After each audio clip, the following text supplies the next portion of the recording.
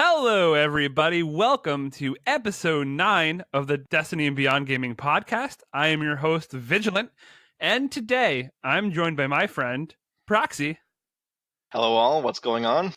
What's up, my Canadian friend? Oh, not much. It's winter, so snow. But I mean, it's like that 8 months out of the year. You're not lying. I'm in the north of America, and we deal with it for 6. So I feel your pain, my friend. Yes. But I like snow. It's great. There's forts and stuff, and I mean, the occasional, snowball fights, whatever. They erupt all over Canada. Outsiders don't know that. They're not aware of it. But whenever you enter Canada in winter, which is pretty much all the time, you risk your life. Snowball fights are, unexpected and brutal up here. Oh man, growing up, we used to have like the most brutal snowball fights. My parents' house has a really long driveway, and the plow company would just like push all the snow like right by our house.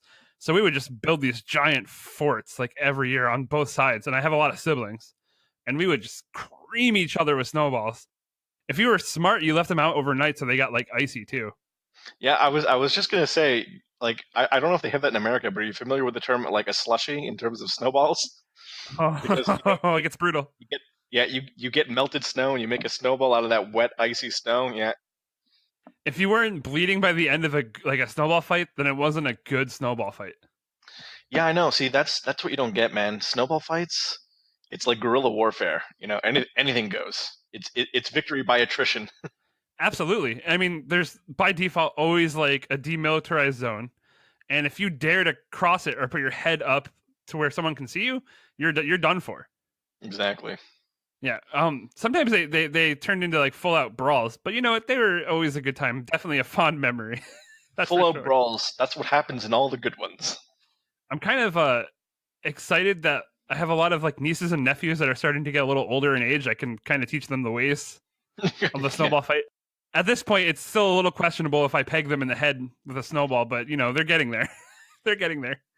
Yeah. Oh man, that's just the way of it, though. You have to initiate. You have to initiate them into the horror of battle. You got to keep tradition alive, Exactly. It's about tradition. and if you lose one or two, you know that's just nature. Yeah, exactly. Oh man. Oh man. So you guys might notice that we don't have the Lady Guardian with us. I think she must have fallen asleep today. Honestly, she's like 5 hours ahead of us where we are, and we record about 3 to 4 p.m. So I wonder if she just got home from work and fell asleep. It's very possible. She was working very hard last time I talked to her, so I think that's probably what it was. But I mean, life intrudes, work intrudes. Yeah, true. And hey, you know, it's the two of us holding down an episode. We can do. I We know. can more than do that. I know. It's the two of us holding down an episode. It is going to be pretty brutal without Anna here to, referee. um.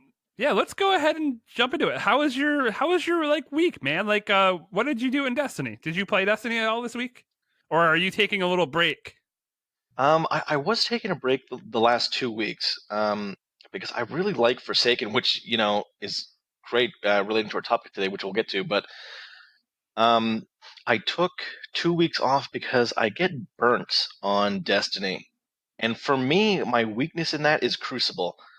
I love Crucible, but I find that it's the one activity that I get tired of very quickly. It's like a passion that burns real hot, but it fizzles out real quick as well. But no, I've been back. I've been doing Gambit, trying to earn a lot of tokens and whatnot for when the vendors reset their gear, things like that. What about you? Oh man. So let's go ahead and talk about the upset in my life at the beginning of the week. Oh. Um, well, as many of you know, last week we had double infamy, triple infamy, and for the longest time, I didn't realize the last piece that I needed to complete my Dredgen title was the ghost, the furtive ghost that comes from your third reset. I had no idea. So I thought something was broken. So I actually messaged like Bungie on the forum and I was like, "Hey, I think something's broken here. I don't understand what's going on." And Sunday night while I was at work, they messaged me and they're like, "Hey, you don't have the ghost shell. You need a third reset." And I was like, "Oh my god. That's crazy. I have 1 day left to do this." Thank you. I'll go ahead and get grinding when I get home from work, I guess. So over like a 24-hour period, I just put in so much work to try to get that to get that reset before the season changed, and it was no longer going to be available to me at the amount of XP that I had, and I got 75 XP away from the Dredgen title, and the season changed. The servers went down for update. 75 points. I could taste it. I know what 2402 feels like now, and it's Oh not man. great. Oh man, that is absolutely brutal. It was brutal. So, with all these new pinnacle weapons this week coming out with the update, I've not even touched the Gambit one. And that's the one I want the most. I think Breakneck looks awesome, and I know a lot of people are working hard for it right now. But I just cannot bring myself to play Gambit for a little while. I have to say, I mean, it would have been. I mean, that's horrible. But if it went down just like, imagine if you would have got the third reset, but the servers went down before you made it back to the tower to get the ghost. That would have been excruciating. And that's the thing, is that I came really close, but honestly, that could have easily happened. It could have easily been that I would have not made it to him in time. And I was close. At any point in time, had I won the match before, maybe I would have gotten it in time. But maybe the tower would have taken that extra minute that it sometimes does to load, and I could have gotten shut out of it. Oh, did I ever tell you I was going for what is it, the Riven title? I forget what it is, but one of the ones is like you have to get a flawless raid done, right? Or so I was doing the Last Wish. We got to a flawless raid. No one died. We were killing Riven. Servers reset. Oh man. Booted us all out, and it was just a random group in Discord, and we were like, no, couldn't believe it, because Riven we were at the part, we were running the little labyrinth to get back, we were at the end, it was done, and servers kicked us off. Literally 10 seconds more, and we would have had it. That's all we needed. So close to Riven's Bane. Darn, Yeah. that sucks, dude. But you know what? Those are the moments that breed good stories in the long run, even if they're frustrating in the short term. Exactly. Tragedy makes for the best storytelling. Yeah, exactly. Other than that, this week I just been grinding for that new fusion rifle that you get through strikes. The loaded question. That seems like it's going to be a lot of fun. I can't wait. Telesto is putting a lot of work into that goal. I'll tell you what. Yeah, I don't know. See, I looked at that fusion rifle, and I mean, it looks good, but I love my Telesto. I don't think I could give it up. I really love that gun, which is hilarious for me to say because I never used it for the entire first year. I mean, right now it's really good, so that makes a lot of sense. Especially with the catalyst too. Yeah. I've not gotten the catalyst. I still need to do that. But yeah, let's go ahead and jump into the TWAB, I guess. Yeah. All right. Let's do it. Well, I mean, you can do it because you know it. All right, I'll do it. Jumping into the TWAB. So, jumping right into the TWAB, the road ahead, Bungie has outlined from now until the end of August. That's 3 seasons worth of content coming. They've never been this forthcoming with the information before, and it's pretty exciting. And we have a lot to look forward to. Of course, all this kicks off with Black Armory's release on December 4th. I don't know if you guys have watched the vid doc that came out this week, but it goes into depth about these 2 very detailed infographics that Bungie posted, and it's pretty exciting stuff. There's a lot coming down the pipes. I'm just going to hit you guys with some dates here. On December 4th, Black Armory releases. There's going to be, over the course of Black Armory, 4 different forges that come online that we're going to be defending or opening and lighting the fires back up on, whatever that may mean. Volunder Forge opens on December 4th. On December 7th, the Gofanon Forge opens. Also, we get the new raid, which I'll talk more about in a second. December 11th, the Dawning starts, and that's free to everybody. On December 18th, Izanami Forge opens. On January 8th, Niobe Labs opens. On January 29th, we get the exotic quest, The Draw, which sounds pretty exciting. I bet that's the last word. Yep. And on February 5th, we get Crimson Days for everybody. So that seems like a pretty exciting calendar. What do you think, Proxy? Are you excited about the last word coming down the pipes next year? Hawkmoon.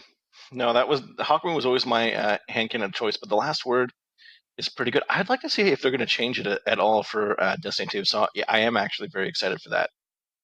I'm really excited for the Dawning because I missed it. Oh man, you missed the Dawning last year? Yeah, like I said, I'm very excited for the Dawning because I missed it. I didn't get to do it. I was away for work. I think that was probably fine. The Dawning was kind of lackluster last year, so hopefully they've made some good changes to it. The exotic quest, the last word quest. Now they have like an interesting new philosophy going forward in the way that they're releasing content, and the fact that they're selling this to us the way that they are, it's interesting. It looks like they're taking these exotic quests that we've loved and kind of packaging them with story. And we kind of saw that in Thunderlord, and we'll expand upon that later. And I don't know how I feel about it yet, and I'll talk more about that in our on topic section. Yeah, the one thing I would want to add about that, the one thing I kind of like that they're doing though is that they're adding exotics we loved from Destiny in each expansion via like a story quest, right?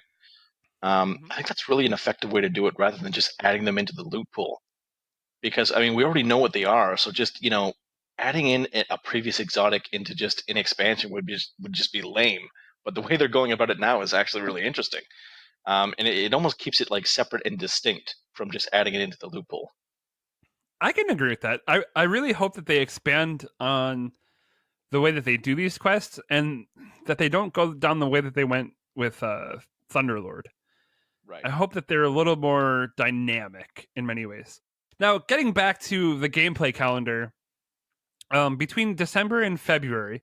Now, I'm going to preface this by saying that there are 3 different levels that the content is being released on.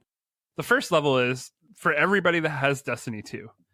The second level is if you have Forsaken, you're going to get some more stuff. And then if you have the annual pass on top of that, you're going to get a lot more stuff.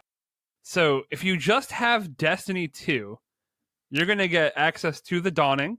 You're going to get new Triumphs and Lore books. You're going to get access to Crimson Days, the Iron Banner, new rank and rewards, and new vanity items. Now, if you have access to the Forsaken DLC, you're going to have the power increase coming with that too. So every season, as long as you have Forsaken, you're going to be able to join everybody else in getting your power 50 light up every time. So with the Season of the Forge, you get 50 light. Season of the Drifter, you get 50 light. And then Season of the Redacted, you also get 50 light, which is pretty cool. If you have the annual pass, you're also going to get access to Black Armory weapons and gear, the exotic quest, which is the draw, the new raid, and new triumphs and lore books associated with all of that. Black Armory forges and Black Armor. Oh, that's in there twice. So you get access to Black Armory forges as well. Now, going forward beyond that, between March and May, if you have Destiny 2, you get an exotic quest, you get the spring event, you get Iron Banner again, new rank rewards, you get new triumphs and lore books, and you get new vanity rewards. If you have Forsaken, like we talked about a couple seconds ago, you get the power increase, and you get Gambit private matches and new maps. Can't wait for that to happen. New maps for Gambit? New maps for Gambit and private Gambit matches. That's going to be fun. I could do with some new Gambit maps, though. Oh, yeah, absolutely. I mean, shaking that up will be a lot of fun. I mean, the maps we have are good, but having even more in the rotation is even better. Exactly. If you have the annual pass during Season of the Drifter, you get Joker's wild weapons and gear. You get a second exotic quest during that season. You get a new Gambit experience, whatever that may mean. You get new triumphs and lore books. You get Xur bounties, which everybody is excited for. And then you get the Joker Wild weekly quest. I don't know what that exactly means, but I'm hoping it's something along the lines of the Dreaming City, the way that kind of has grown week by week. That'll be interesting. That would be interesting. I really don't know what they mean by Xur bounties. That sounds very exciting.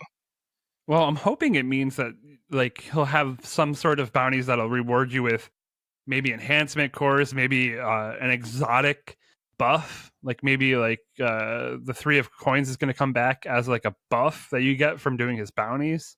Who knows? Or maybe they just bring back the 3 of coins. You know what I mean? As rewards for doing the bounties. I'd be okay with that. Yeah, that would definitely be a good reward.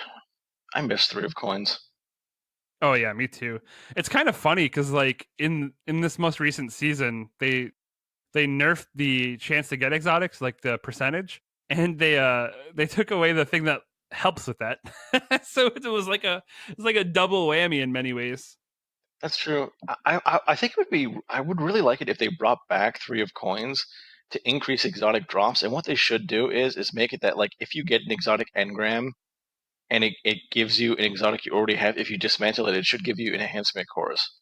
That would be another good way to bring enhancement cores into the game.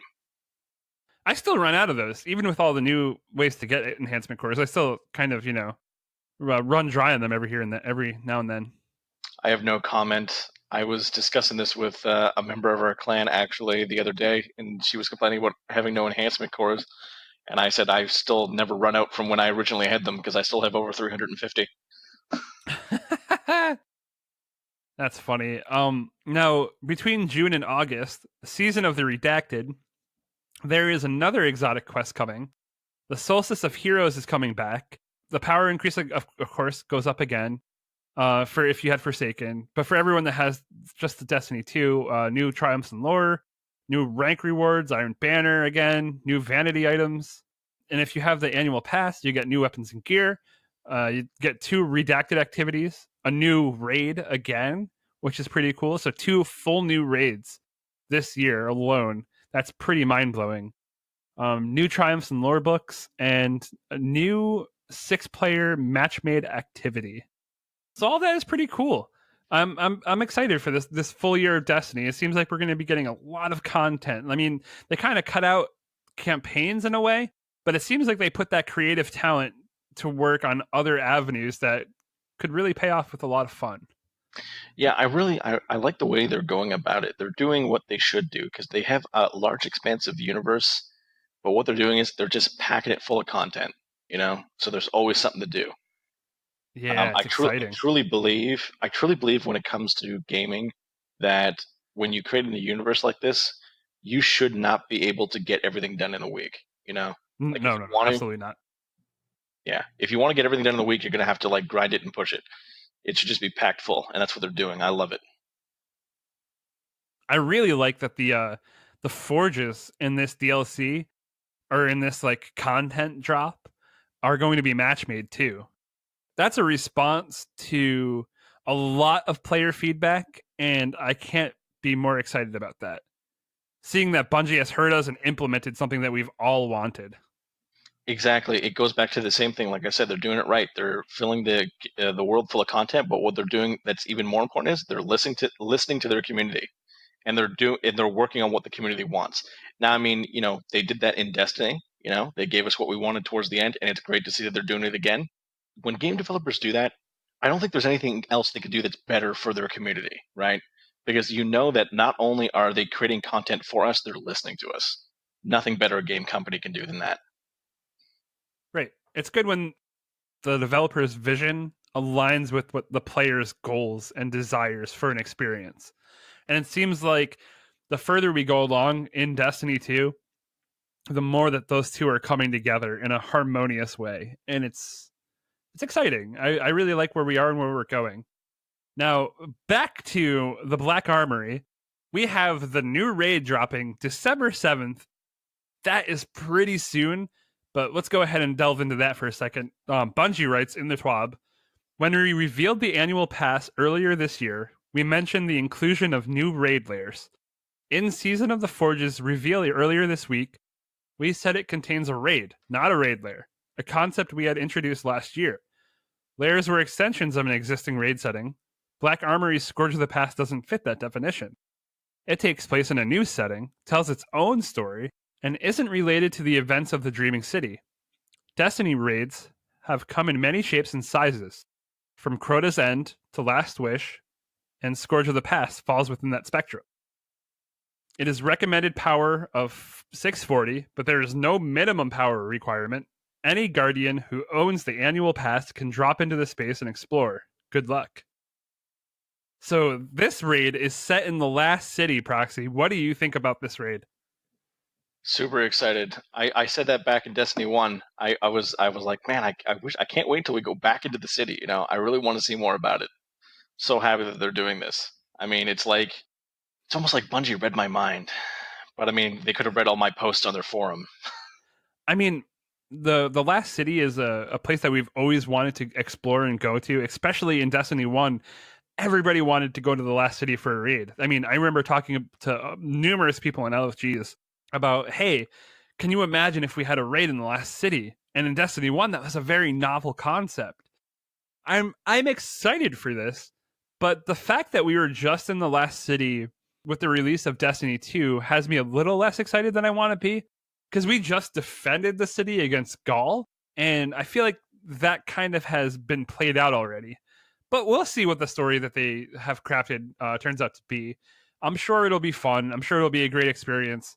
It seems like narratively, we're kind of treading the same water that we already have.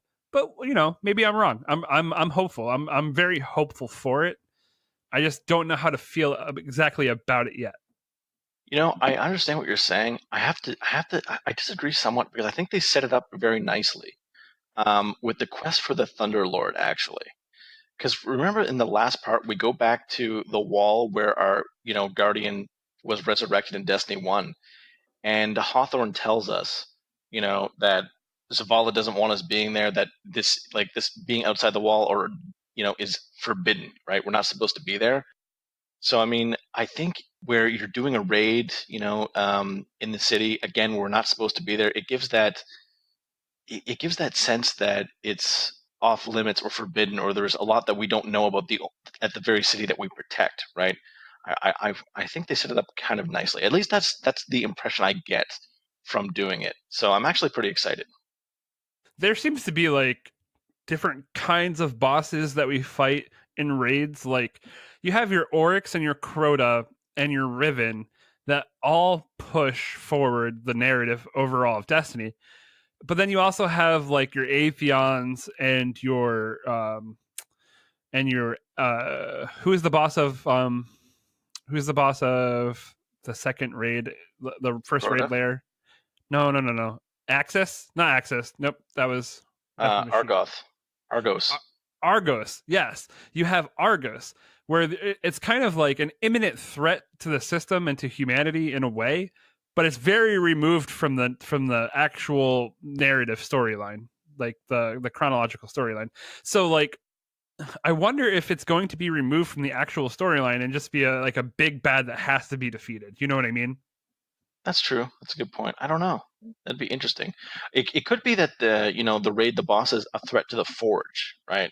And that's how we get in. So not so much that it's a threat to the city, or potentially we're delaying a threat to the city. I.e., we're going in there and supposedly protecting these weapons so they don't fall into the hands of enemies, right? Or maybe we're helping fend off a breach in the wall or something. I mean, there are many ways that it could tie right into like our job as a guardian, right? I'm calling it now. The enemy and the Black Armory are going to be fallen. It's going to be fallen. Oh, it's definitely fallen. I believe that we saw it in the release trailer or in the vid doc. I think we saw that it was fallen. It it could be interesting if it's like a new Twilight Gap in many ways, right? If we're getting assaulted again. Now that could be pretty cool.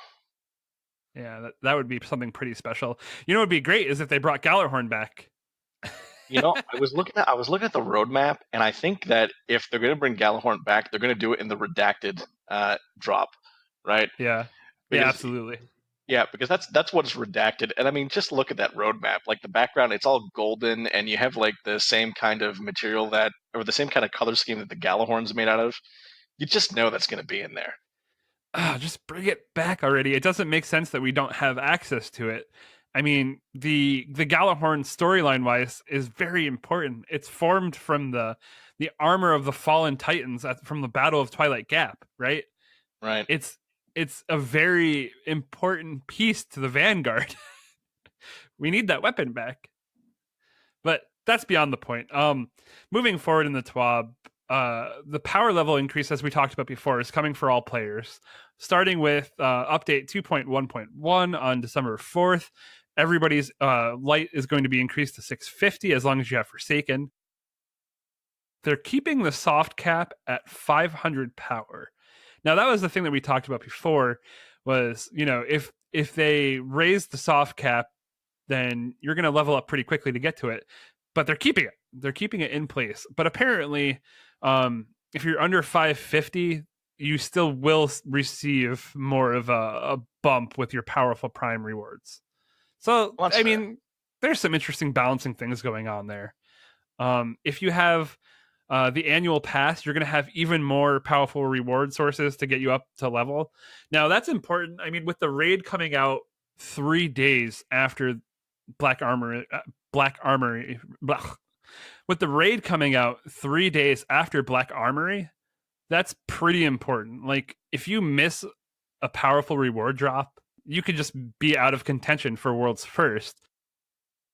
Yeah, I agree. I mean, I think for the whole thing with the soft cap, I think they're doing it right, especially with the raid. I don't think it's too soon for the power level because I mean, normally the power level gap in terms of being able to accomplish something is like 30 points, right? Mm-hmm. So I mean, by the end of the first week, people are going to do the raid on the weekends after the reset. I mean, I think people are like, we're probably going to get at least 10 to 15 power level points pretty quickly. And so I mean, the raid will be challenging as it should be during the first week. Yeah, I can see that. Let's hope that it moves fluidly. I mean, 3 days is not a long time. So the Veterans of the Hunt bundle that was promised back in October for everyone that owned Forsaken before that point, they're hoping to release that alongside update 2.1.3, which is tentatively scheduled for December 18th. I think that does it for the TWAB for us for the week. We can go ahead and jump on topic. All right. I like our topic this week too. Mind if I introduce it? Yeah, go for it. Yeah, so this week our topic is we're looking back on Forsaken. So, I mean, it sounds simple when we say that, but I mean, Forsaken was a pretty relevant DLC for Destiny. Kind of a whole lifeblood kind of deal. Yeah. So, Vigilant, what do you think? Oh man, there are so many things to break down going into a review of Forsaken. I mean, Bungie's like changed up the game on us like immensely with this. They changed up the whole leveling system. I mean, last year we had, what was it, like 5 milestones to do in a week, and then you were just kind of done for each character. Yeah, Yeah. not anymore. So it seemed like last year there wasn't that much to do in the game. You could knock out all of your milestones in like 2 hours, and it felt like, hey, Bungie doesn't really want me to play their game very much. They're not really giving me too many meaningful things to do it like every week. But this year with Forsaken, the new powerful reward system, there are like 28 different things that you can do every week. And you don't have to do all of them, but you can kind of pick and choose what you want to do to an extent and still see progress. I mean, I like the powerful reward system. For example, like the Prime Engrams, I love that. Because I mean, yeah, you get engrams for doing quests and achieving things and whatnot, but it's like every now and again when you're playing, you just get a random powerful reward. It's just your reward for playing the game essentially. And I mean, those powerful engrams are just so great, especially when the way that they lowered the ability to level up. Um, just making it such a grind. Whereas before the game was kind of built for casuals, Forsaken just changed it entirely. So then at this point, the things that upgrade your light the most were the powerful engrams, and you get them by playing the game, by grinding it out. They brought back the grind. And I mean, you had the weekly events and the daily heroic missions for the people who might want to invest 30 minutes or whatnot, but then you had the reward for the people who had the time and the desire to grind the game out. I mean, very rarely does a company find a way to appease both the casuals and the hardcore grinders. Absolutely. I mean, I really love that they kind of have like a hierarchy to the powerful rewards, wherein if you're doing Dreaming City things, if you're doing the 100k Nightfall, if you're doing the raid, you're going to get the best powerful rewards because there is a difference among them. And I mean, we went over them last week on the episode about like what all the differences were. And if you're doing the most interesting things in Destiny that have the most challenge to them, you're going to see the most payoff, or like you're going to see the biggest payoff for those like activities. And that's really good design. I think it allows the players who want to invest the most in Destiny the ability to actually see the greatest reward. And then if you're more casual, you can still just jump into a few strikes here and there, different match made activities, Crucible, Gambit, and you're still going to feel rewarded at the same point in time. It allows the full grind for the people who want to have that, and it allows still ways to make minimal effort advancements to your gameplay. Exactly. Some of the biggest changes to come in Forsaken were the weapon slot changes. What do you think about that, Prox? Why do you always go to me first? Oh yeah, because I'm the only one here. No, no, yeah, the weapon slot changes are really good. I love that you can have a shotgun in your primary. The one thing I actually have one criticism, because I was actually surprised. I do like that you can equip weapons in different slots. I like that you can have 3 shotguns if you want. I think that's great. But one thing that I was disappointed about was that Was it the ammo economy? no, I don't mind the ammo economy. That's not what bothers me. I actually like the ammo, the way it works with ammo because of the gear rolls you get, where you can get like more special ammo dropped or more heavy ammo dropped, and then you have scavenging perks that let you pick up more like fusion rifle ammo or shotgun ammo. So I really like that. But what it is that you can still only equip like one energy weapon, right? But I don't like that because like you can equip two kinetic weapons. Or I should say you can equip 2 weapons that use primary ammo, right?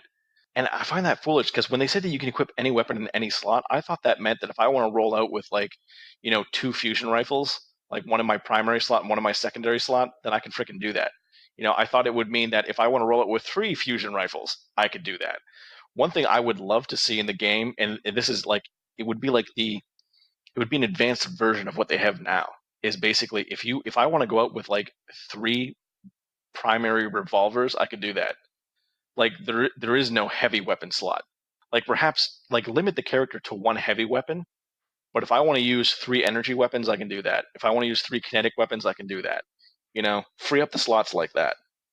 Yeah, I guess they kind of sold it to us in a way where it could have been like that, and then it kind of turned out that it was going to be more like locked in, like you're saying. I think that there is, looking back at Forsaken specifically, I think those weapon slot changes were paramount to making the game feel a lot better, right? I mean, I think last year it kind of got a little stale in a way where there wasn't that much difference between your first and your primary and your secondary weapons, because your energy weapons were kind of just like your regular weapons, except for maybe they had damage type associated with them. There wasn't a dynamic shift in them. But now with these weapon slot changes, you can actually throw a shotgun in there. You have shotguns in your primary. It does allow for a lot different styles of gameplay. And I think you kind of needed that to breathe fresh air into the game and bring some more life to it. And we got it. And I think that you saw people being a lot more enthusiastic about their gameplay decisions when it came to their kit. I think you see people all over the game, like in Crucible and Gambit, utilizing a full spectrum of loadouts. And that's, it's good to have decisions to make and very viable alternative gameplay routes, right? Very true. What I hope is that the system they have now, I hope it's like a proving ground and they're going to expand it even further. That's what I hope. I say that because everyone uses, or I would assume that everyone uses the Destiny Item Manager app, right?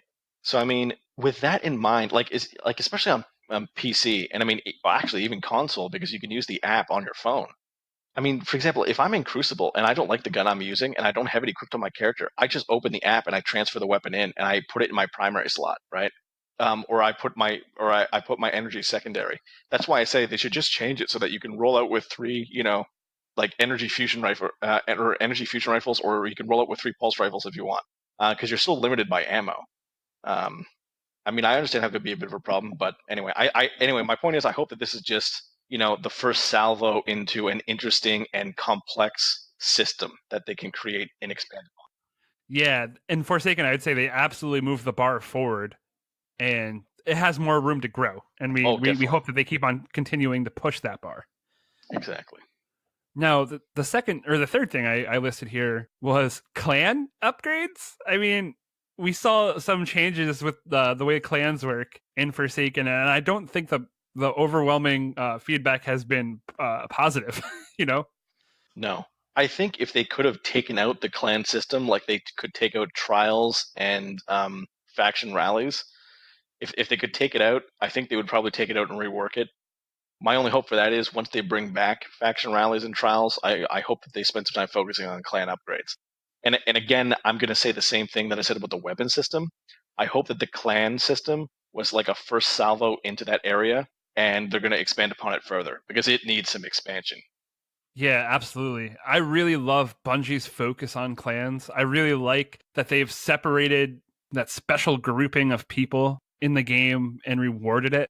And it can really be expanded on. I think Forsaken saw some upgrades, but they weren't that great. I mean, the tiered system, tier 1, 2, 3, 4, 5, 6, all those rewards were kind of very lackluster feeling. I don't know.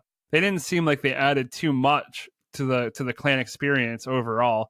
Nobody was like, "Hey, let me do like a strike with you to get extra like stuff." Like, you know, it's not going to affect your gameplay overall. The only thing that they kind of added in that really benefited you for being a clan was the tier 4, wherein they gave you the ability to actually do the challenges in the raid, and that was met with all sorts of negative criticism. People don't like having the raid challenges tied to clans because, I mean, that doesn't make any sense to do that.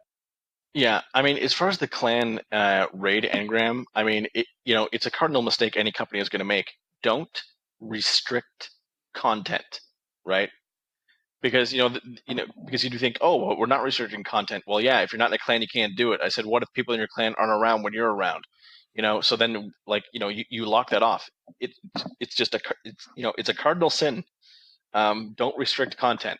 I'm sure that wasn't their intention or thought process behind that.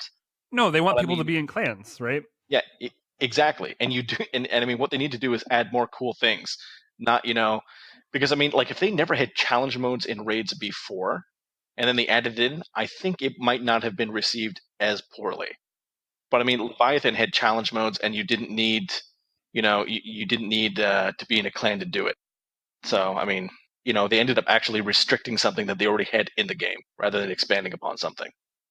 Yeah, I would say that we need more dynamic rewards for being in clans. We need a whole different system. The system that we have currently, I would say that it doesn't work. And this is probably the lowest point of contention, I would say, that Forsaken provided, right? I would say that overall clans didn't work this season, and that's probably where they dropped the ball. And it could be the one place where they dropped the ball, but it's something that needs to be fixed. Yeah, I think they could easily, one of the things they could have easily done is that, I mean, the wall is a big place. So, I mean, like, why not just, give like a clan home or base, just somewhere in the like, maybe not in the tower, but like just adjacent to it, like they could have done something like that. Or clan ships that you can unlock like different nodes throughout the season with, or something like that. You know, I could understand that, but I mean, again, you're a guardian and you protect the tower, right? So, like, you protect the wall. That's what guardians do. So, I mean, you kind of have to. Well, no, actually, that's not true because hunters probably use ships and travel around and stuff. So, I mean, I don't know. I'd be curious what they could do with that. I think you have a very good idea. I'm all for giving us both. By all means, give us both. Honestly, that they should. I mean, this is a loot based game, and if they want to promote clans, they need to, nut up and actually promote clans in the game with different items. Like, I think that having clan ships for like if you're going into an activity with clan members, why not put them all in the same ship? That would be a very good way to signify to people that, hey, these are clanmates. This is something special that's separate from the normal experience. Why not have like a special space that can be changed and altered by clan progress throughout the season? You know what actually would be what would be perfect about that? Not to interrupt you, but you just gave me the idea. Talking about like upgrading a space and making it better. right? Yeah. And well, I mean, Hawthorne's in charge of the clan, so why not the farm? You know, like you could make the farm like a base on Earth, right? Where like your clan can upgrade it and turn it into like an awesome outpost for a clan. That would be cool. And I mean, it would make the farm useful. I mean, it's like, I mean, it might not be the best idea, but the farm's already there and it doesn't get used really. That's certainly an idea. Yeah, it'd be something. I kind of do like your idea about upgrading like parts of the wall, making like a clan outpost on the wall itself. That's one thing I almost hope that they would bring back in Destiny 3 is like a whole aspect of really like taking back Earth, or like expanding the city or doing something. I wish we could do more for the city than just protect it.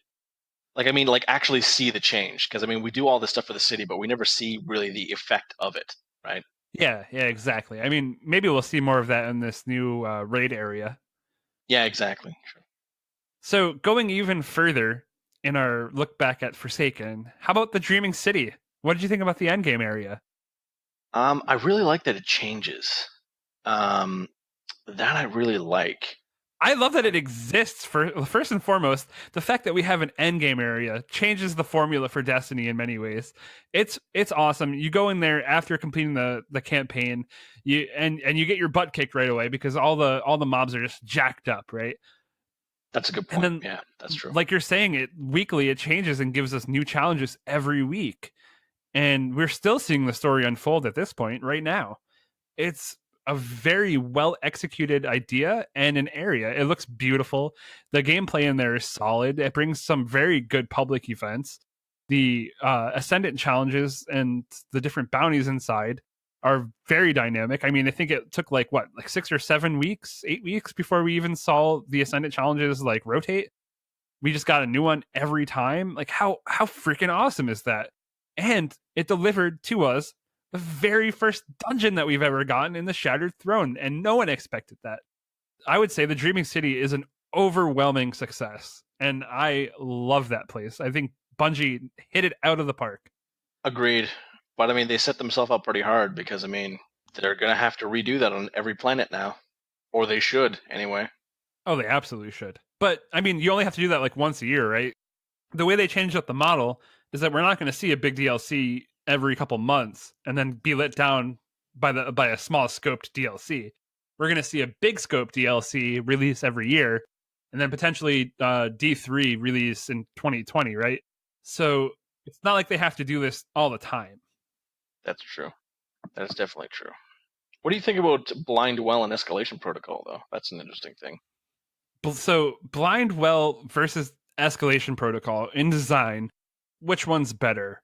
I mean, Blind Well came later. You could say that maybe it was inspired by the success of Escalation Protocol, but I don't think it lived up to it. I don't think so either. Blind Well was missing two very important things. Number one, very easy to add into the game. Blind Well needed its own loot pool. It needed to be made into something that was worthy of the grind. And you do that very simply by putting in like escalation protocol like weapons. You didn't need a lot of them. Throw a 5% chance rate on these items. You didn't need a lot. You throw 3 things in there that's awesome that people can grind for. But it didn't have that. Yeah, it should have had a gear set too. Because I mean, if you think about like Mars, where escalation protocol is, Anna Bray gives you an armor set, right? When you're in the Dreaming City, you get an armor set from Petra. But I mean, you get the same armor set from doing the Blind Well. What the fuck is that? You don't even get unique weapons from doing the Blind Well. I don't even think you need an armor set per se, but like an ornament set would have been for the Reverie Dawn set would have been very well received, I believe. Well, yeah, but I mean, like the thing that I'm saying is that, like every planet has their armor set. Blind Well is a unique thing that takes place on that planet, like Escalation Protocol. And I mean, Escalation Protocol, the main thing of that was the armor set and the weapons, and then you get Blind Well, it doesn't give you anything unique. Like what the shit? I stopped doing Blind Well right away.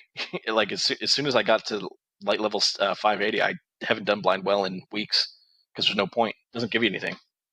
I still do it every week for the offering so I can go see the Mara storyline go forward because, it has been changing weekly.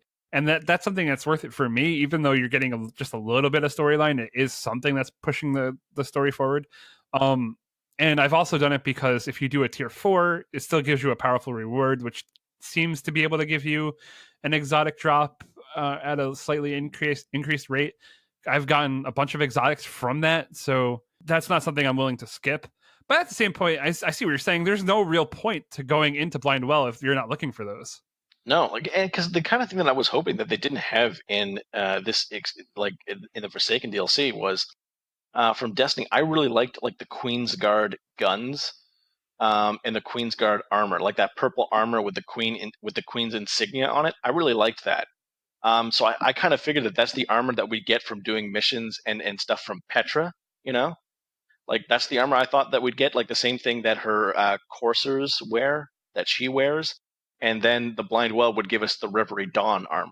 You know, like that would have been better in my opinion. They could have even attached, like an exotic to the Blind Well. Like I would have loved for the Blind Well to give out like the Boolean Gemini or something, right? I loved that gun in Destiny.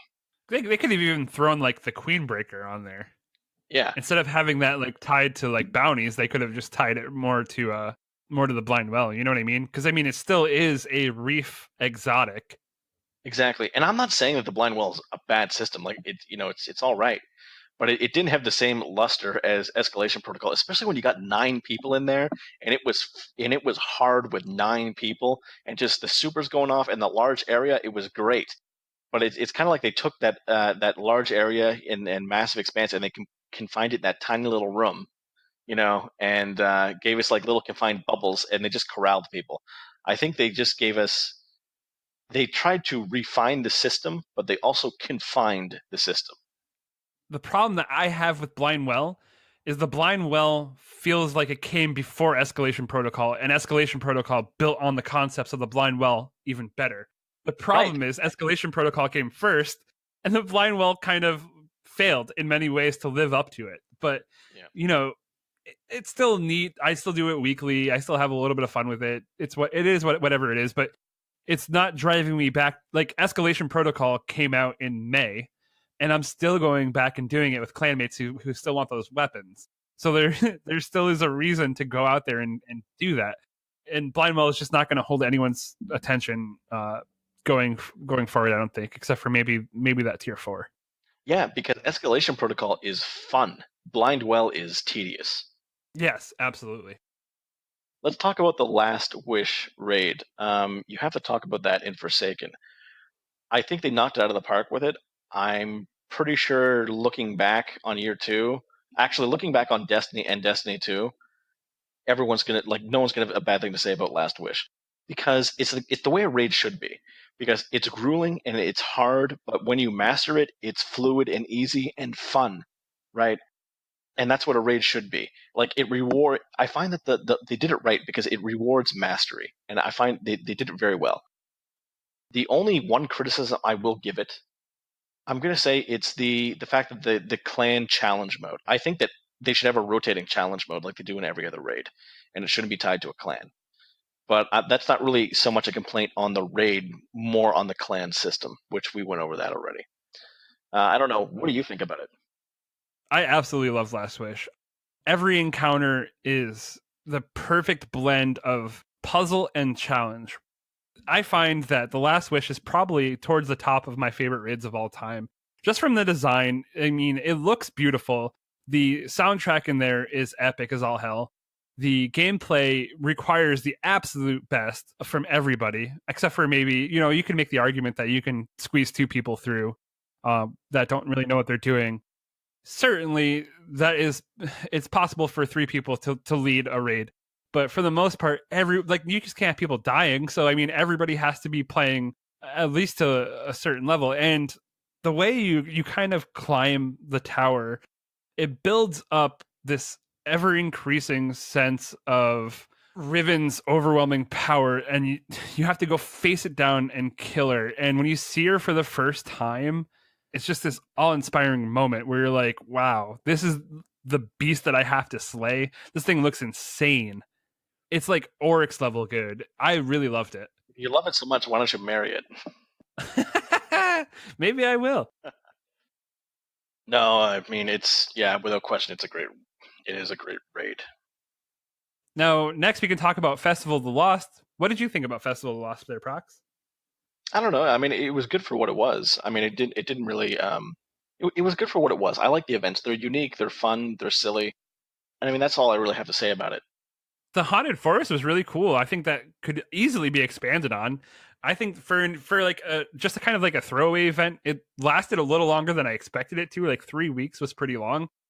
That event kind of, saw people get tired of it over time.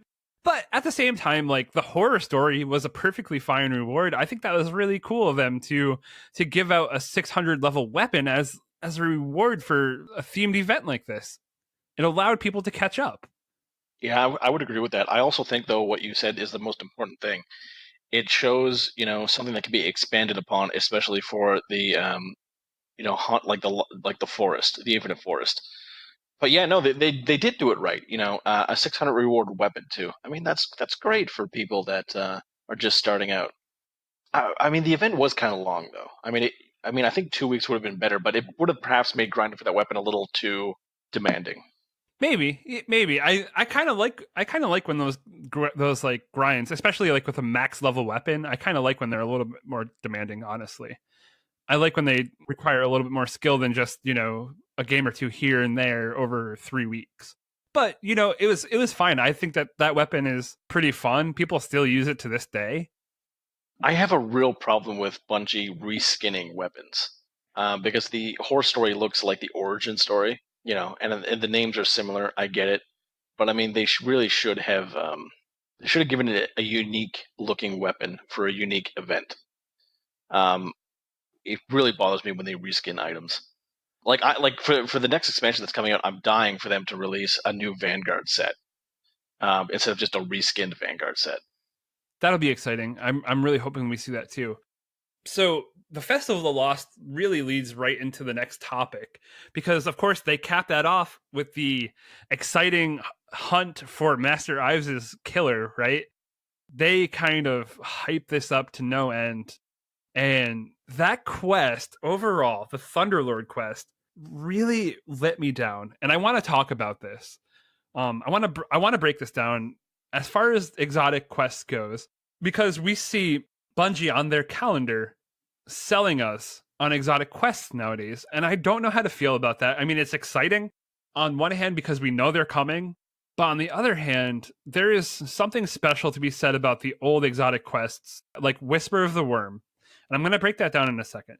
But like Whisper of the Worm, which was challenge gated, it actually took challenge. It was something that Bungie didn't come out and tell you that this was in the world. You had to find it. People found it. The community like went on blast about it. Like when it dropped, at first people were questioning like, what is this going on here? We have a 20-minute timer. What's going on? Oh my God, we got the Whisper of the Worm. This thing is insane. And it allowed for a story to grow naturally, right? The Whisper of the Worm quest, and if you even go further back than that, if you go into like the Touch of Malice, if you go into Outbreak Prime, the quests for those were like puzzle gated. They were challenge gated. Oh, and the Black Spindle as well. That one, you had to find that in a strike, right? These exotic quests, the old philosophy was, hey, we're going to put really special stuff in the game, and we're going to put it behind puzzles. We're going to put it behind challenges, and we're not going to toot our horn off about it. Like, we're going to allow these things to exist, and we're going to allow the player base to be smart enough to come together communally to figure them out.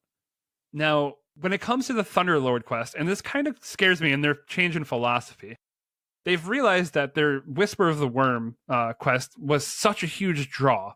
And I think they kind of got the wrong message from it, because they've moved into selling us on exotic quests as a selling point instead of something that we expect to be in the game. And it's no longer a mystery, right?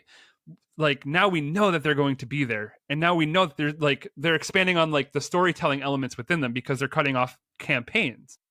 The way Whisper of the Worm existed in like the challenge gating was very special, but the way we got the Thunderlord quest wasn't as special. The first week was maybe 5 minutes of grinding. The second week, which was time gated, was maybe 5 minutes of grinding. You got very minimal story added into that. And then the third week, they hit you with nostalgia and bring you back to the Cosmodrome, and everyone falls in love with it. But really, I mean, they just updated the texture on the Cosmodrome and copy pasted it into the game and expected you to think that was enough. But was it enough? I don't know. I don't know that it was enough. I mean, the Thunderlord's a freaking awesome weapon, and I'm really happy to have it. But would I rather have the mystery of the old style exotic quests or have these new, very sloppily, lazily written quests in the Thunderlord quest? And I absolutely will tell you, I want the Whisper of the Worm style quest back. Bungie, if you're listening to this at all, and I don't know that you would be, but if you're listening to this at all, what we loved, at least what I loved about the old quests, is that they took work. Not everyone got it right away. It was something that it was designed to require a level of excellency and paid off by giving you one of the coolest weapons in the game. These new quest lines, if you're going to go the route of telling us stories with these quest lines and then just dropping a freaking awesome weapon at the end, it's not enough. You got to make it more dynamic. It's got to tell a better story, and it's got to be harder. If that's the route you're going to be taking, we need more out of it. Now, to end on a way higher note, I think one of the things that Forsaken did the absolute best is deliver to us three. Wait, was it three? Yeah, they delivered to us 3 amazing strikes, and we could probably, the Hallowed Lair, it might be a little controversial, but I don't think you're going to argue that Warden of Nothing and the Corrupted are just 2 really excellently well-designed strikes. Because they're beautiful, like from start to finish. They feel like what a strike should feel like.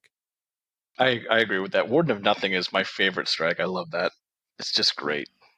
I think they absolutely hit it out of the park. I'm kind of sad that over the next year, we're not getting any new strikes. But at the same point in time, I'm over the moon with what they did with Forsaken. Honestly, all in all, they really did a home run job here. The strike design was great. I feel like they just figured out what they were doing in those, like how to deliver a 10 out of 10 experience, and then they kind of cut them off for the year. But we'll see, hopefully, more of that same quality level design in next year's big DLC. As long as they keep delivering 10 out of 10s, I'm fine with that. Yeah, for sure. And I think that's it for our look back on Forsaken. I don't know that we could go on any more about it. It was a lot of fun. If you played it, you know that. Yeah, I think we covered it. I mean, we covered the main points for Forsaken. I mean, its most relevant thing is that it breathed life back into Destiny, and it did a good job at it. Did they do everything perfectly? No, but I certainly think they know what they did well, and the community let them know where they were perhaps lacking, and I think that's what all this next roadmap is about. So I think it was really good. I'm very impressed with the DLC overall. It's just like Taken King in Destiny 1. Yeah, absolutely. Amazing DLC. Now, moving on to questions. We have questions from our community. Are you ready for this? I'll give you the first question. You can answer. Are you ready? Yep. You sure? Yeah, fire away. All right. So, first question comes from WordPress, comes from Cat. WordPress. That's the feline variety. WordPress. Oh, my goodness. I said WordPress. So, the first question is, what do you think the most broken thing ever introduced into Destiny was? The most broken thing ever introduced into Destiny? Oh, man, that's a hard one. I'm going to go ahead and say the most broken thing ever introduced in Destiny is the Prometheus lens when it first got released. Oh man, I forgot about that. No, I have to change my answer to that. That is true. That thing was broken. That provided probably one of the most fun Crucible experiences. Weeks. Yeah, and the thing about it, and Xur in this past season has changed to not giving away exotics from Forsaken at all, and he's not going to be doing that for a long time. So the thing about this is that this weekend, when the Prometheus lens was absolutely broken and insane, Bungie took notice of that, and they gave Xur the Prometheus lens so everybody could have it, and it made this like Crucible experience that I haven't witnessed before and haven't witnessed since. It was very reminiscent of the Mythoclast season from Destiny 1, but even more Oh insane. yeah, Everybody was getting lasered. Everybody was dying. It was a lot of fun.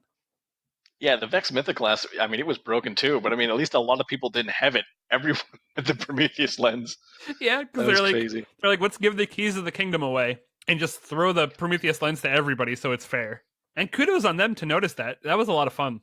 Yeah, that's true. All right, here's another question. I'm not sure about this one though. I was just looking at it. I don't know the answer. Again, it comes from WordPress and it's from Night King. And they ask, is it true that you need to complete spider wanted bounties to get the Lord of Wolves, or can you also get it from normal bounties from spider? So I'm pretty sure the Lord of Wolves and Queenbreaker you can get just in the world like normally, but you have a really the percentage increase for wanted bounties from Spider is insane. The best ability you have to get those guns are from Spider wanted bounties. You're not going to get them from the normal Spider bounties. Those just kind of give you glimmer. It's the wanted bounties that you want to go after. And in my experience, when I got it from the ones like the ones that have like the red in the wanted bounty Right. too. There's like 3 of them every week. That's where I got mine from as well. So I don't know. I don't think that's the only place you can get it, but you probably have a much higher chance. Yeah. Yeah. Because I've seen people get seen people get like Queenbreaker and stuff and Lord of Wolves from like the gunsmith, but you definitely have an increased chance from the wanted bounties. So if you want those weapons, those are what you want to do for sure. Right. Next from WordPress, it's called whoa. This name is Allo 3D. Did you ever push Atheon out of the Vault of Glass? No, I never did. I never did either. I've seen people try and do it, but they had patched it by that point. Exactly. Yeah, I started playing right after the patch. So, well, anyway, like maybe I was playing like when you could do that, but by the time I got into the vault and made an Atheon run, yeah, it had been patched before. You know what? I actually take that back. I think that I did see someone push Atheon off once. I did see it once. Yeah. But only once. It was patched very quickly after that. Oh, I saw it like 3 times on YouTube, but I never saw it in person. Oh well, I meant saw it in person. Yeah. All right, lightning round, and I'm gonna lightning round. This is for you because I mean I think well actually it's kind of funny for me to ask you these questions because I already know what you're gonna pick for all of them. But are you ready? A lightning round. Yeah, fire away. All right, I'm gonna ask you to pick between some stuff. You're all right. You prepared? Oh, I'm ready. All right. Let's do it. Last word or thorn? Thorn. Next. Bad juju or red death? Oh man, that's actually a hard one. I love the Red Death. It's one of my number one favorite guns of all time. Before I got it, I had Bad Juju, and that was also great. But Red Death. AS Luna or palindrome? I never had either, so I can't weigh in on this. How about you? All right. I never had either. I don't even know what those are. So I don't know. I can't. I do believe them to be hand cannons that are really powerful. Oh, okay. I don't know. If you went back into the Destiny, It's a lightning round. Shush. Oh, sorry, Truth or Galahorn? Galahorn all the way. Yeah. All right. That's true. Okay. Matador, Found Verdict, or Party Crasher +1? Oh man, I had Matador, and I had all 3 of those. In the end, I ended up using Matador the most. I'd say out of all 3 of those. Mine was Party Crasher +1. All right. Black Hammer or Paradis Revenge? I would say Black Hammer on this. I think that gun is an overwhelming success. It still exists today. So yeah, Black Hammer all the way. Paradis Revenge. That's the one that I used. All right. That's the end of the lightning round. Was that a last shot sniper rifle? Praetus Revenge? Yeah, it was. Yeah. I still liked it, though. It was good. I killed everyone in Crucible with that. Exactly. It was good in Crucible. Black Hammer was good in PvE, and I'm definitely more of a PvE player. I knew you were going to pick the Thorn and Red Death. All right, we got one last question, and this comes again from WordPress. It's from Jamaicas, and they ask, how many full raid completions do you have in Destiny 2? I'm going to say around 30. Like of all raids or just Last Wish? In Destiny 2, I'd say I have around 30. I have 10 full raid completions of Last Wish. Yeah, I don't know how many raid completions I have. I know for Leviathan on PC, I think I have like 15, but I did a bunch on PS4. So I'm really not sure. I think it's probably like 50. Like I did Leviathan a lot. Like in terms of all the other raids, I've done Eater of Worlds a lot. Last Wish I haven't done too much, and I mean not because I don't want to. I just haven't had the time to like do it. But I mean, I'm sure I'm gonna start doing it more. Yeah, it takes a lot of time to put a good raid team together. I mean, how many raid completions do you really need? The answer is just enough to get 1,000 voices. Right, that is the answer. Yeah. And for Leviathan, I mean, I did it until I got Midnight Q, inaugural dress, and Sins of the Past, and then I was pretty much done. You know? Yeah, I was gonna say in terms of how many raid completions do you need? It's just until you get all the loot you want. You know, like that's what it is. That's absolutely the answer. Now, you guys might notice that all of our questions this week came from WordPress. We are currently holding a raid along giveaway for 2 people. And we might do separate raids if you guys want different raids experiences. But two people, if you guys go over to our WordPress, dbgpodcast.wordpress.com, and enter in a question into our community questions box, then we'll enter you guys into a giveaway for a raid along. You guys can come join myself, Proxy, Lady Guardian, and Killer Greg on a raid, and I think that'll be a lot of fun. And if you guys want different raids, you can bring a friend. You know, that absolutely is allowed. That'll be a great time. So go ahead and enter. You guys have until we release the next episode. In the next episode, we're going to go ahead and announce the 2 winners. If you put your battle tag in your username when you submit the question, that's even better for us to actually, go ahead and let you know that you've won. So do that. And I mean, it's not even really about the raid. I mean, really, if you think about it. I mean, it's just more about you get to hang out with us. You know, that's the best part. We are some cool cats. Well, I mean, I don't know. I am, but yes. Win the raid along and come be made fun of, or get to make fun of Proxy and Vigilant. It's going to be great. That's right. Be a good time. Also, you get to do a raid. I think that wraps up our question segment. It does indeed. And next, I know that you found a couple things for this, and some pretty interesting things, I think. How about you take it from here? We're going to go ahead and jump into gaming news. The first thing we want to talk about is the Game Awards 2018 are going to be on December 7th at 8:30 Eastern Time on YouTube, Facebook, Mixer, Steam TV, PSN, and Xbox Live. Go ahead and check them out, because the host of the Game Awards 2018, Jeff Keighley, came out and said that more than 10 games are going to be announced during the show. This Game Award show is kind of becoming like the new E3 in a way, but the like winter E3, where we get to see a ton of games shown off for the very first time. They're talking about showing off a new Anthem trailer. They're talking about possibly a Dragon Age tease. There's going to be a lot to be seen here. They're also talking about like a new Alien game coming out for anybody that might be interested in that world.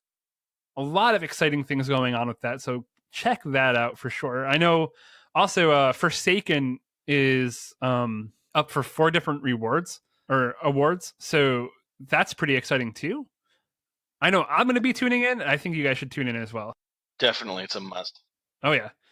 Number 2 on the list, there's no passive mode in Red Dead Redemption 2 online, and I find that hysterical. I know, it's going to be a troll fest. It's going to be so great, or so horrible. Oh man. One of the two. I've seen this like GIF already, where it's these 3 people just talking, and the one guy's like giving like the thumbs up to like the 2 other people, and then he turns around and instantly gets headshot, and then the 2 other people who are still alive start running away, and then they both die. So it's just going to be like the old west out there, you know what I mean? It's a wild landscape. Go in there at your own peril. It'll be a lot of fun, I'm sure. Oh man, it would be so great if they had if it was possible that you couldn't tell when someone was an NPC or a player, right? And you can just like go into a saloon and your characters pretend to have a drink, and you just like whip out a gun and shoot them. But yeah, passive mode. Oh god, I'm not good with. You do not want to put me in a game and have there be no passive mode. That's just not good. Oh, that's man. not good. You can form posses in that game. You can form like 8-player teams. So it's going to be interesting to see how that unfolds gameplay wise. I can't wait to jump in and check it out. Yeah. So number 3, there was a tweet today, November 30th, from Niantic Labs, who is the creator of Pokemon Go. And I don't know if anyone's into that on here, but they tweeted out that everyone should get prepared because trainer battles are coming soon. I don't know about you, but I've played Pokemon Go like over the summertime, like here and there. It's a good way to get out and get moving and do something that, actually rewards you for doing so. Other than the natural health benefits of just walking. But trainer battles have been something that people have been asking for since like day one. Like, why can't you just press your screen a bunch and fight somebody? Well, soon you're going to be able to. So it'll be interesting to see how like deep the gameplay is there, but that'll be fun. I'm definitely looking forward to it myself. Very true. I have to say, like, I never really got into Pokemon Go when it was a thing. But I mean, I might give it a try when this comes out. Moving on from there, we've got some Path of Exile news. The release date comes out December 7th for its new expansion. But it was just a small little quip. It was that the game is getting ported over to console, and its release date's been postponed until February 2019. Ooh. So it's been postponed a month, which I mean is to be expected. I mean, console ports or either way, there's always unexpected issues. December 7th. That seems like an important day for us. What else is going on? Yeah, no, I know. I won't be playing Path of Exile, at least not right for a while. Moving on from there, EA has announced a closed alpha for BioWare's upcoming Anthem. So that's going to be available on December 8th. You can apply and potentially get access for that. Wow. It's also going to be available on the 8th it becomes available on the 8th for PC, PlayStation 4, and Xbox One.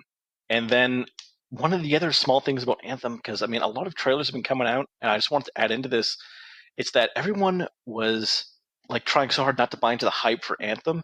And after they released like some customization trailers and gameplay trailers, a lot of critics are, they're buying passes for the hype train. So I mean, not me.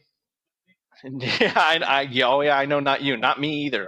I'm waiting. I'm waiting. I still will try to get into this beta. This is actually news to me. I'm excited about that. I'm excited to get hands on and see if I'm right about this game. Yeah, definitely. I mean, it's going to be interesting. I don't think I really want to get Anthem, but I'm not getting it for at least until it's been out a month. I'm thinking over.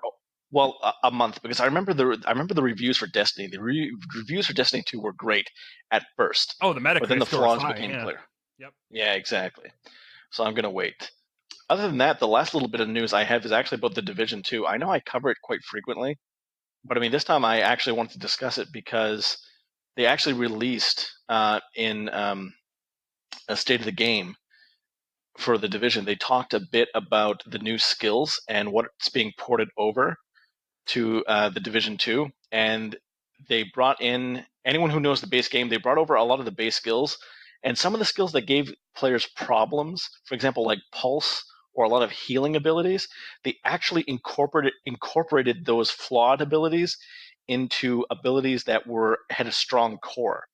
So they added the weak abilities to the strong ones, making the strong ones even better and more versatile. They got rid of the weak ones, and they said they're adding in new abilities they haven't even shown us yet. So I really like where the game's going. They really are listening to their base. I think it's going to be a good game. But that's all I had for gaming news this week. I'm certainly excited for Division 2, that's for sure. Comes out one day after my birthday. It's going to be quite the birthday present to go ahead and jump back in that world. Yes, I'll get you the freaking thing. Oh man, for those of you who don't know, I gifted Black Ops 4 to Proxy for his birthday, so he's going to gift me Division 2 for my birthday. We have yet to play Black Ops 4 together, I think. I know. God, that's horrible. That's horrible. It is what it is. I appreciate the gift, though. I appreciate it, and it's the thought that counts. Yeah, you can eat a big fat one. Yes. Yeah. We're such good friends, aren't we? Yeah, of course. That's what good friends do. Eat big fat ones. Now I'm hungry for hot dogs. So I got a hot dog for you. Oh boy. So that's going to do it for us for the week. We've been the Destiny and Beyond Gaming Podcast. You can find us on Facebook and Twitter at DBG Podcast. You can find us on WordPress at dbgpodcast.wordpress.com.